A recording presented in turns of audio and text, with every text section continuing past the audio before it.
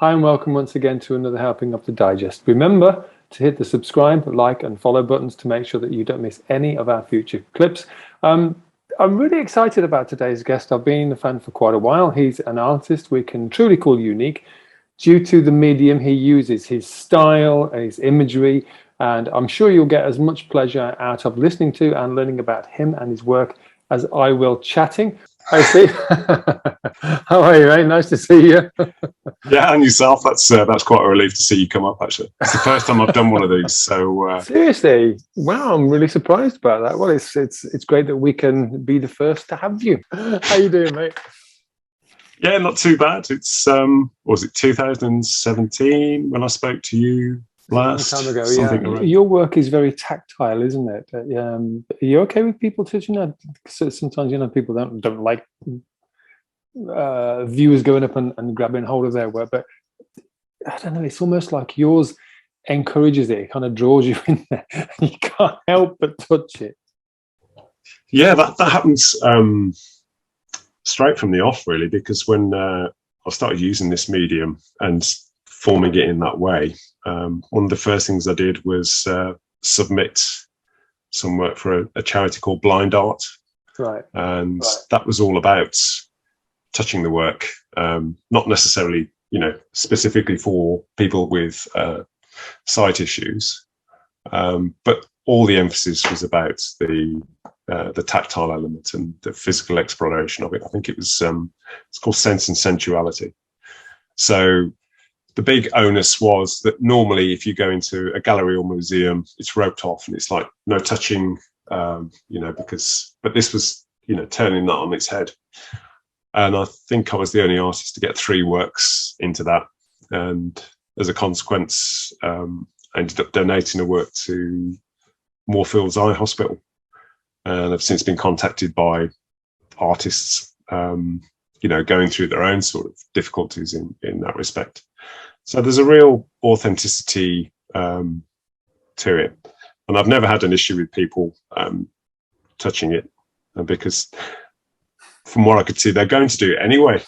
They just come in and they don't ask permission, and you can see them do it, and they just think, they've forgotten their manners for a second. So it's kind of nice to think, well, that doesn't happen too often. That's quite unique. So that's kind of followed me around, and Nick has always,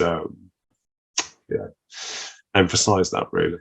Yeah, and say, for example, looking at the work that's behind you now, to see there's almost a sort of fragility about it, even though there's a huge amount of strength in the resin that you use. But it's I don't know, it's sort of, it goes between the two of fragile and durable or solid. Well, when we first met and we finally did that wraparound installation, I mean, that was I've always tried to move it on the next one that I do and sort of go in my own sort of directions, not from a necessarily commercial perspective. But at that point, that I didn't see that as a reef, but some friends saw pictures on Facebook and said, I didn't realize that was possible. Can you make one for us? And I was like, yeah, of course. It won't be, I'm not going to replicate it, but I'll kind of take things out and I'll put things in.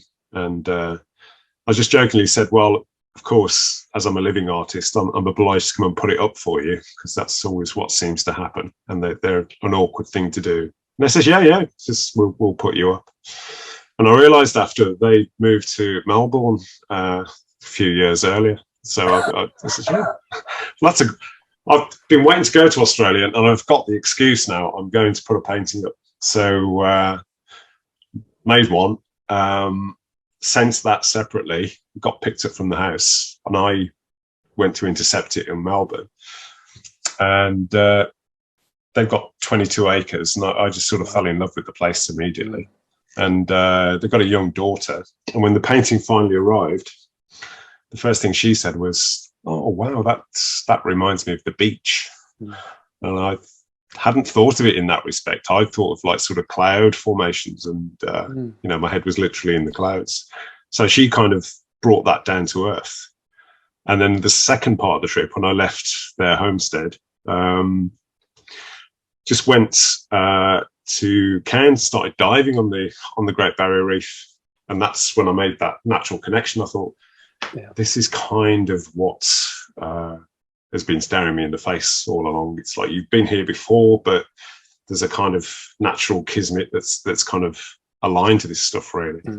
So all of those dives that I did, and just put under my belt and came back, and just, that's when it became a series, and just did each one sort of manifesting in a sort of different way. So there's been, I'd say probably about 7 or 8 since then, all with their own sort of unique characteristics going on. But at the same time, following my other ideas, not just wanting to be that guy that does, loads of spurts on the reef, essentially.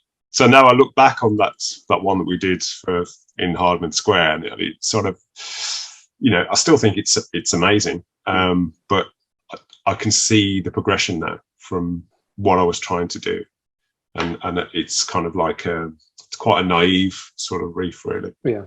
So it was nice that you were there to experience that, and it all went well, and nothing fell off. Yeah, it was a really good experience. I enjoyed that a lot. It was great to see it in situ, to see the piece on the wall, and how well it worked with the rest of the surroundings. It I don't know, it kind of brought the place to life a little bit for me. The shapes as well, they're unique to you. They're all a little bit different, but there's a definite similarity to them, and there's a little bit of a story behind them. So what's the backstory with them? I call it it's a spurt, which obviously sounds suggestive, and everyone else always mispronounces it. I don't know if they're doing it to annoy me. If they say it's the splodge, it's the splurt. I'm just like, no, there's no such word as splurt. It's a spurt. And so I just kind of, and well, what's this fascination, essentially? So in a way, it's a metaphor for I'm not going to say sight loss, but it represents a liquid impact, essentially. It's like a paintball gun. If there's something sort of gone off there, there's no sharp edges to it. It's all sort of curves and tangents. And I've got different things going on with the left and the right eye. So you've always got this kind of, for me, negotiation. So I'm speaking to you now, but there's very different things going on. The stereoscopic vision has gone, but I'm getting conflicting things going on attached to different parts of the brain. So I'm thinking, I can't really go around poking people in the eye. Just do, if you do this, and then, oh yeah, I see what you mean. It's quite horrific, isn't it? So it just started out with something when I was doing my foundation course at Bourneville. I wanted to put something through the printing press that would emboss on the paper, but not have any sharp edges that would sort of pop through. So there was a kind of a physical manifestation to it as well, but there was also without sounding too arty, there was something sort of a little bit more deeper behind it. So that just became my motif, if you like. And then it just grew from there. And every time I look around, there was just more and more of them. So I just kind of started gathering them up, and that they're in all sorts of things. They're in 3D physical form, in lead, silver, wherever. So it seems when I've got them out of my head, and it's like, no, right, you are done, and I'm not going to talk about this, and it's going on the wall, and it's going in a box, and then I find myself, I just can't get rid of that shape, because it's something I carry around. It's almost like, have you ever had like floaters in your eye? Yeah. Where it's kind of a representation of that, to be fair. But wow. If people just like that, and they don't want to know about the, that sort of serious side of things, it's something that I normally just say for a conversation, it's nothing I'd sort of use it as a unique selling tool, really. It takes the takes the personal aspect out of it. So, but I think it's. I haven't got bored of it yet, and I don't think I ever will. Each of your individual shapes, they kind of remind me a little bit of atoms, and your pieces have the effect of seeming as though they build on each other to form a structure. It's like they're organically multiplying of their own free will, which it gives it a kind of fluidity. Is that intentional, or did that just happen? Yeah, another influence was I think while I was at Bourneville doing my foundation, and that was a fundamental shift for me because I'd never had any art education before. I thought I'm just going to pop to New York and have a look at what they're doing over there. And there was a exhibition on called Remote Viewing at the Whitney Gallery, and what struck me about that was there was no sort of sense of scale. They were just painting. Is this macro or is it under the microscope? Is it through a telescope? Is it, is there elements of sci-fi to it? So that really influenced me in the respect I just thought, well, people are always going to ask you, why have you done that? What's this about? And it's just, well, let's just do, what comes instinctively. And then I'll think about that afterwards, or I'll just kind of just not tell them. But no, I mean, it's a multitude of different influences going on there. I mean, 70s sci-fi, growing up as a kid in the 70s, 80s, graphic novels. That's how I taught myself to read as a kid. I kind of, the Dandy and the Beano. I'm like, the incentive was there because there's all these different worlds, the storyboards there. Yeah. And the speech balloon is I think one of the most amazing inventions. It's fantastic. And as far as I can see, it's just a load of squiggles, and I'm thinking, I need to find out what's going on with these guys. And I see what you're saying, that it does look like they are sort of coalescing. They are sort of subdividing. So there's an element of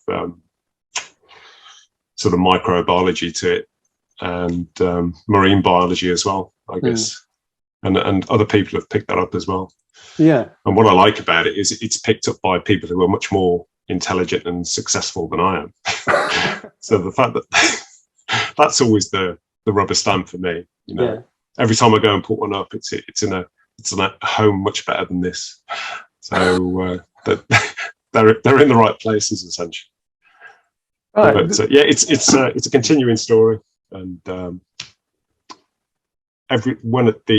was an artist who was at the college called Ruth Claxton, and her immediate assessment of me was, "You're very 3D, aren't you?" And I was like, "Am I?" So, well, yeah, because you haven't turned up with any pencils. So I get frustrated when I can't physically put my hand on something. So visual digital arts, I can't cope with Adobe Illustrator or anything like that. If there's a screen between me and it, I'm really I'm out really. I need to get my hands on it and get my hands dirty and start moving it around and have that physical emphasis behind it. Yeah, it doesn't bode well for your NFTs, does it, Steve? Maybe you could just look after that for me, and I'd cut you in for, I don't know, 20% or something. You seem to know more about it. I've got all this untapped wealth lying around. All this, IQ related value that needs to be cashed in, I think. Yeah, we'll have to before I die. Yeah, definitely before you die. It's no good to you after you're dead, is it? Now, what are the difficulties working with resin and working the way you do? Your work is kind of abstract, and abstract is normally associated with sort of a spontaneity. But with resin, I don't know. I would think there'd be more planning involved. You've got to do this and you've got to do this, and so you understand that there's a sort of a path leading towards where you want to be. But your pieces also look like they're just sort of growing, and so how spontaneous is it? How much planning is involved in your work? Probably very little, actually, and that's right. Probably why artists struggle, I think, because if someone asks me to make something for them, and immediately you sort of have to try and price it, I always seem to underestimate, one, how long it's going to take, and two, what the physical quantity is I'm going to use. And it's not the easiest of substances to work with, because once you've most resin has got two parts to it. You've got the pigment and the catalyst, and it'll immediately start to go off depending on what the temperature of the room is. And you have to spend quite a lot of intimate time with it to get it to go where you want to go. And it's not unheard of to come back the following evening and find that it's not cued correctly, and it's like, that's just fit for the bin, essentially. So there's a lot of irregularity to it, I would say. Because people say to me, how do you know when you have finished, you know? And I immediately always say, well, when it doesn't offend me anymore, when it's, because I've made stuff for people all my life, in industry. And I think in some ways I'm trying to, this is legacy for me. I don't have any children, and I'm happy to sort of create these kind of really intensive pieces. That's I think it's like running an orphanage at times. You've got all these kind of potential kids that need to go somewhere for a home. But yeah, there's no, coming back to your question, there's no kind of train of thought that goes between one piece and the next. I might start with the title. I love titling the works. I think when artists just say on titles 123 or something, I really just think that's a missed opportunity. So it might start with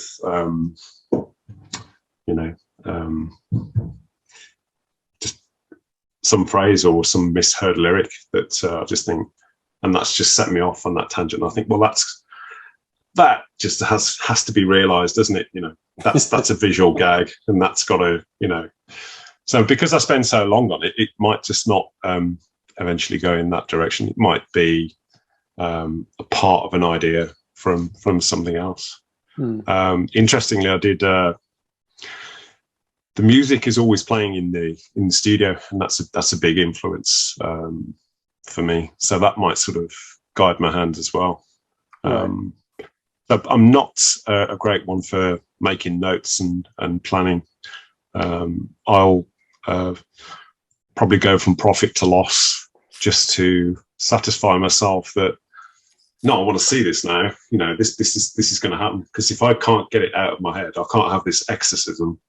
I'm not going to be able to rest. So it just becomes very personal, and I start to always begin in earnest, like very down about the whole thing. It's just like, oh my God, there's 200 quid gone. That doesn't look, that's not a reflection of my time or my money. And then after a while, I start to see this thing as it is sentient, and it becomes an assailant in a way, because it's always trying to have the last word. And I feel myself going up the stairs to the loft studio and rolling up my sleeves and going, right, tonight, this is where you're going down, and I'm going to emerge the victor, and I'm going back downstairs, and you're going to be going in the box tomorrow. And that'll go on for another 2 or 3 weeks. Wow. The one behind me, I doubt very much that will go in the box. No, it's out as you see it now. I just can't leave it alone. It's like, oh, Steve, we've all had a drink. Just calm down, mate. Just leave it. So that can go on each time I see the painting again, you know, whether it's come back from an exhibition or something, it's an ongoing thing. So various degrees of planning, I would say, to that question, Right, okay. depending on what the piece is. A friend's wife did during lockdown ask me to do something completely different, and she was just into elephants and just said, I love your stuff, I want you to do 2 elephants with a heart between them. And I just thought, okay, it's not really my thing, but you know, she was so passionate about what I did, and they'd got this fantastic house in Kent, and they'd already got this viewing gallery, and I'd got pride of place behind the floor to ceiling chandelier. I'm like, okay, you need to start working on to draw some elephants. So that's probably the first time I had to think and plan and think, right, how is this going to manifest? How is this going to work? You know, what are you going to do? What materials are you going to use to do it? What are you going to do if, you know, it doesn't work or it doesn't transpire into what you think? How are you going to hang it basically without sort of taking someone's head off the shoulders? Yeah. So I can do it, you know, when it's there, so I can sort of rise to it. I just don't like to. It's just, but it sort of met with a rapturous response, and something I pointed out, which this is the first thing I've ever made that's got eyes. You know, there's just one single eye on each of the elements. I said, what do you think that is? I said, well, as soon as you give something eyes, it just personifies it immediately.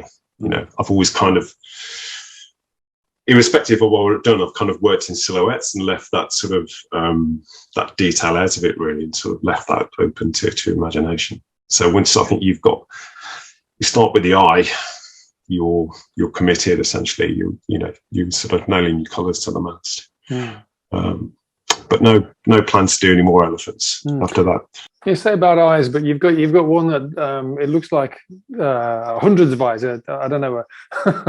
You've got loads of them, and it looks like they're glass eyes. It's very similar to the one that you've got behind you, but instead of the spurts, it's got eyes. I mean, that one's called Roundel Reef. It's the only one I made of that. But the influence for that one was. Did you ever do airfix kits as a kid? Yeah, absolutely. So my favourite part was always putting the decals on.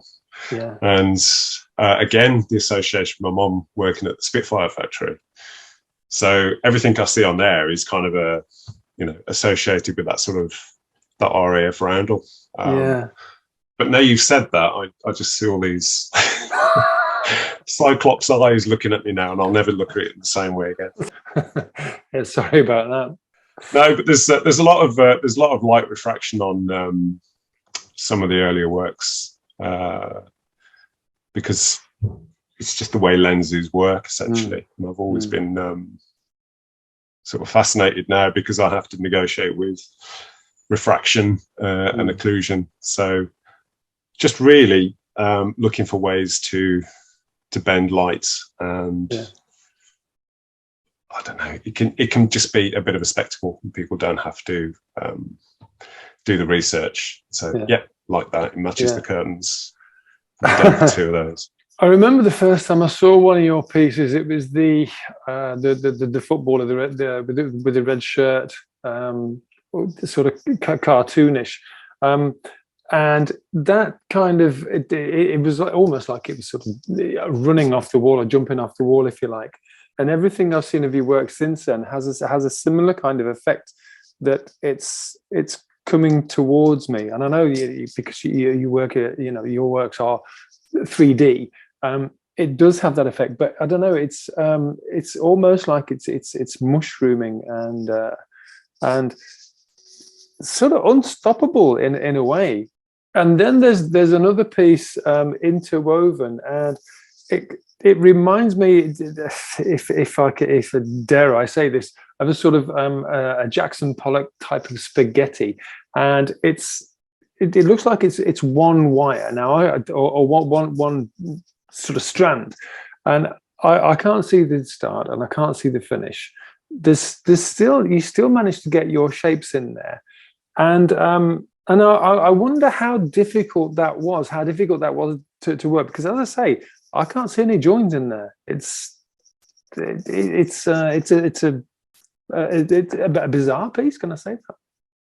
That was a real difficult one to pull off because the resin doesn't want to keep its form. It certainly doesn't want to do that when you've just got a squiggly line. It's very susceptible to temperature change. And the amount of time and effort that went into it. There was one that preceded that, which was called Woven. And we did first ever collaboration I did with Nick. He put me in touch with a neon artist called Tony Spink, and he fell in love with Woven because he said this follows very similar lines to the way I work with neon, you know. And I said, well, it's much more difficult for you because you're trying to bend the hollow tube, you know, and when you're going in 3 dimensions and you're working in reverse, I mean, not just, you know, you've got a Bunsen burner at 1400 degrees.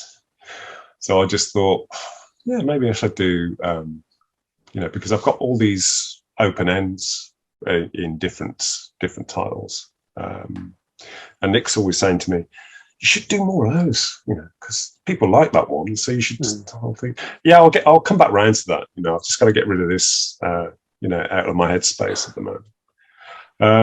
But yeah, Overwoven, still love it. It's no plans to do anymore. But it's very difficult to extrude. But I think that's part of the battle for me, because like I say, when I've kind of, I see a lot of artists using resin now where that wasn't the case sort of 15, 20 years ago. It was almost an unheard of thing. And there's Instagram tutorials with loads of people using resin. You've seen these tables going on, and it's very sort of relaxing to watch, but I don't see anybody really sort of pushing that liquid to become a sculptural form as much. It's always an encapsulation method. There's a few exceptions, you know, and I like to see it. But people, two things people always ask me is, you know, my God, how long did that take you to do? And the answer to that is always, I don't know, you know, because I'm sort of, I get in a mood with it and I'll walk away. And it's always over a series of what I call sittings. And, you know, the other one is, how do you do that? You know, and that's when I always kind of step back a bit and go, yeah, well, I don't really like to talk about all the process, because it's just when you start to reverse engineer stuff. I mean, I could tell people, but I think really it's, you know, if you start deconstructing stuff, it takes a lot of the magic away. And do you really need to know, you know, all the ins and outs of what goes on? But the injury time one, that was a personal favourite, and me and Nick both thought that would, because it was probably one of the most commercial pieces I'd done, because you could clearly see, you know, and that was a throwback to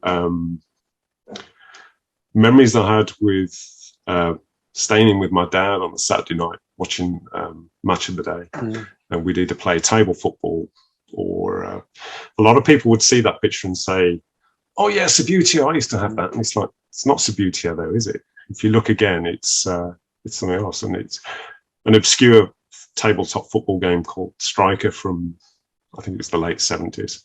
Yeah.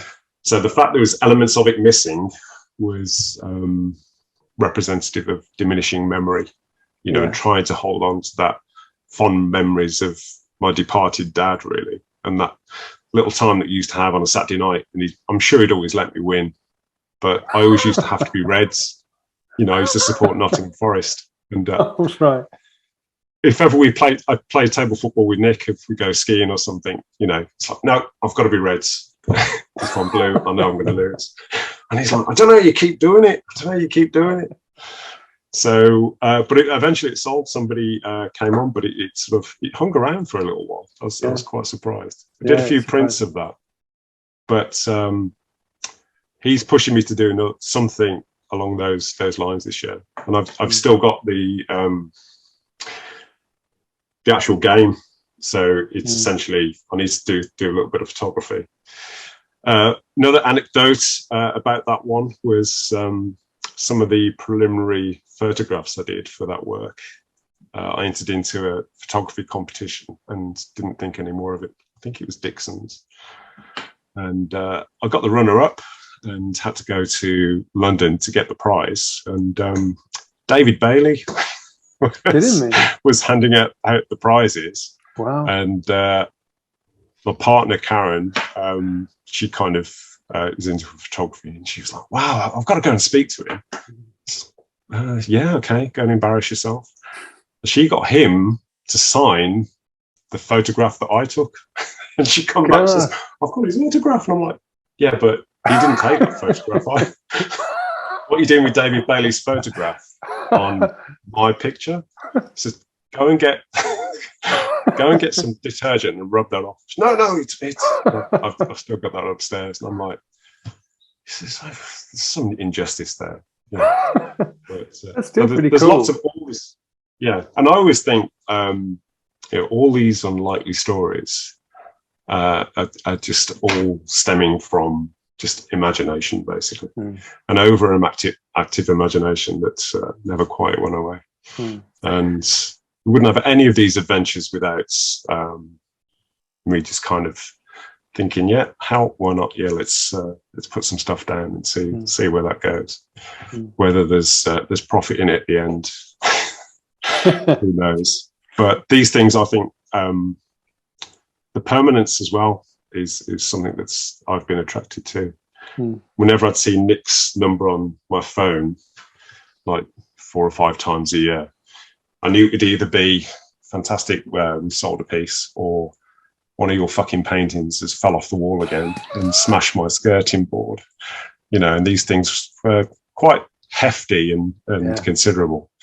And there'd never be any damage to the works, but the gallery would be in a worse state. And he'd say, you fucking brummy twat, what have I told you about, doing proper fixings on the back? And so I can't believe you spend all this time thinking about how it's going to look and like going beyond whatever it is you do, and then putting something on the back with resin, which is eventually going to fail, isn't it? He says, don't you do installations for a job? And I was like, yeah. But I always think, at that stage, I'm just done, really. It's like, I'll just, if you can't fix it with resin, you're not using it enough. So we got past that stage. So more success than failure, I think. You mentioned earlier that you went to New York to sort of get a feel of what was going on because you didn't fancy London too much. So who were your earlier influences?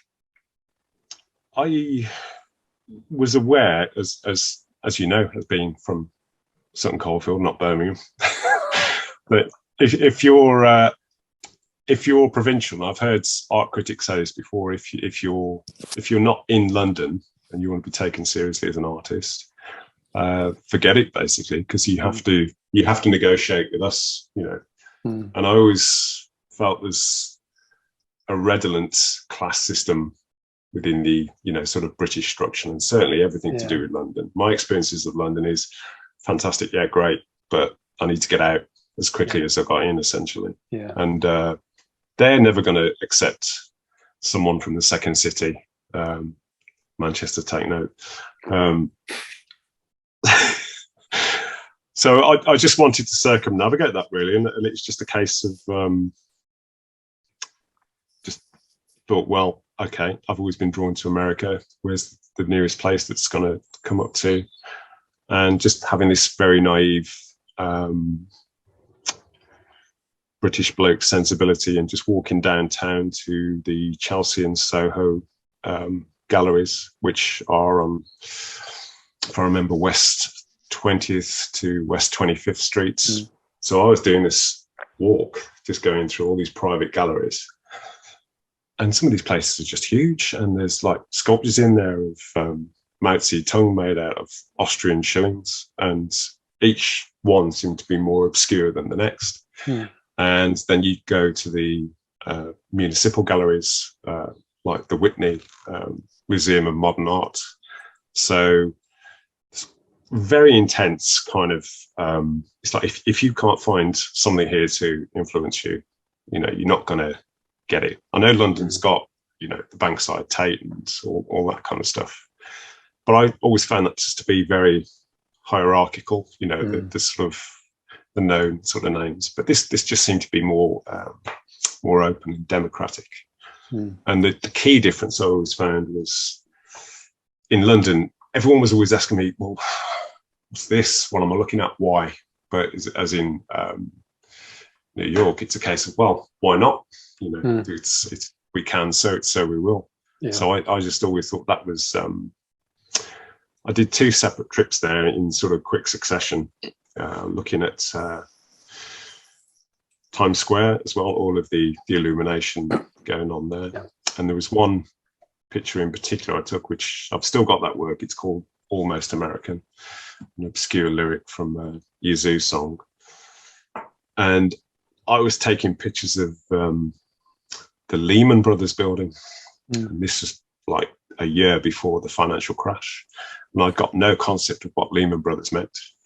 But their building stood out because it was entirely wrapped in digital light, the whole building. You know, there were just slots for the windows, but it was just, you know, a cacophony of a light show going. So there was all this light movement. And I thought, oh, yeah, I wonder what they do. It's estate agents or something. And then the following year, it's like, oh, right, that's what they do. So, yeah, I mean, I owe a great debt. And during it's probably about 2 years ago, I was contacted by a friend of a friend. She's a yoga teacher, and she lives in Manhattan. And she said, I've seen some of your stuff, and how can I, you know, get hold of some, essentially. And I just sent her some images, and she phoned me up. And I was just recounting all these like little stories I had of New York, of me just, every time I've been to New York, I've been there on my own. I went to the top of the World Trade in 93, and I was just amazed at like looking down on airplanes and not ever thinking that's not going to be there. So, and she lives just within, you know, walking distance of where all those little sort of stories are, essentially. So to send a couple of pieces there, and there's no invitation for me to go over there and say, you know, you need to come and see stuff, and I can show you sort of places around. So that's on the to-do list, definitely. But it just feels an honor to have, knowing that I've got actually 3 pieces with the neon piece that's also in Brooklyn. You know, I just kind of think if I don't do anything else, that's a personal sort of testimony to what I do, really. Is that the Love Button piece? There is a Love Button one. That was one of them. And I think she also had a silhouette one, which was at was an exhibition in 2017. Right. There's been a few kind of Love Button variations. Yeah. Again, they're you can great. see I love those. Getting away with sort of suggestive titles, really. But the Love Button Square, I just always thought, this all, you know, where's that come from? And it's like, well, have you ever been sort of drunk and challenged by a policeman and sort of given a false address, you know? And it's like, oh yeah, I live at 27 Love Button Square. And well, surely you've done that. Yeah, as if I've ever been drunk. Too stoned, probably. But that was interesting to come back to that through Tony, who's doing the neon. And I could see he may have been struggling for inspiration a little bit. And I said, look, I feel a bit guilty here because I'm really not doing any of the physical work. So, but how about if I describe in detail what I'm looking for, you kind of do it? And it's like, no, absolutely, that's great. So we did a stripped down love button square, and I said, I think I kind of see this as almost like a destination on a fictitious subway or underground, next stop love button square. And he's like, right, keep talking. So, well, let's get I kind of like the fact, I think swear words are funnier when they're written down, and used kind of constructively. So I don't know why. You can swear all you like, but if you're reading it, it's a bit like Viz. It's kind of it's more like a private joke. So I said, let's do love button square in neon. Let's just have the 3x3 hearts above. And again, it was didn't hang around too long. That ended up the last time I saw it, it got the Brooklyn Bridge looking out through the window and love button square, and it's just like, I would never have imagined where that would have ended up, essentially, because it's I just didn't think I'd be sort of capable of it, essentially. There's that sort of element of denial going on. Yeah. So I could certainly do with a bit more of that. Yeah, definitely. Yeah, it's top. All right, Steve. Almost final question. What happens next? Yeah, good point, actually. It's not been a good few months. We've had a bit of subsidence going on with the house, so all of the studio is going to have to be sort of packed up and put into boxes. And I'm not really looking at starting anything major works, because it could just sort of run on and on. And it's not the best environment to sort of do it in. I've been doing a bit more work with the RBSA, which is the Royal Birmingham Society of Artists. I think I might sort of make being an associate, and they have like an annual program. So I'll probably be submitting a couple of works to those. There's one for the New Art Gallery in Warsaw as well. Been doing a bit of sort of timber carving, sort of keeping it sort of a little bit sort of basic. So, but yeah, this just comes back to just having that chat with Nick, really, and saying, well, what's the far future? There's been a couple of false starts with commissions that didn't come off. So we both said, and I think this interview is part of it, really. We need to start thinking more about,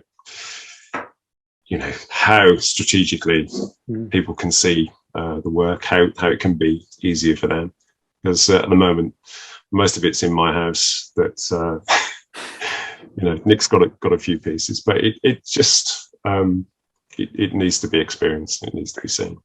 Okay, taking the first step towards that, if somebody wants to buy some of your work, how do they go about that? Where do they get it? I guess Artzoo.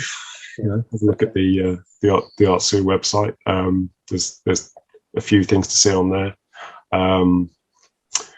Whether it's conveys the 3D aspects, but keep checking back, because I think we're going to be doing more sort of 3D stuff based on some of your suggestions. Okay. That is part of the focus now. I need to make it easier for people to just interact with it. So all right, Steve, thank you so much for your time. It's been an absolute pleasure speaking with you and learning about your work and what it is you do. And I'll look forward to seeing more of it. And take care of yourself. It's been fabulous. Ciao. Okay, well, hopefully we can meet up soon, and Be great, yeah.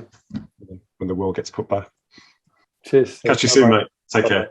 Bye-bye.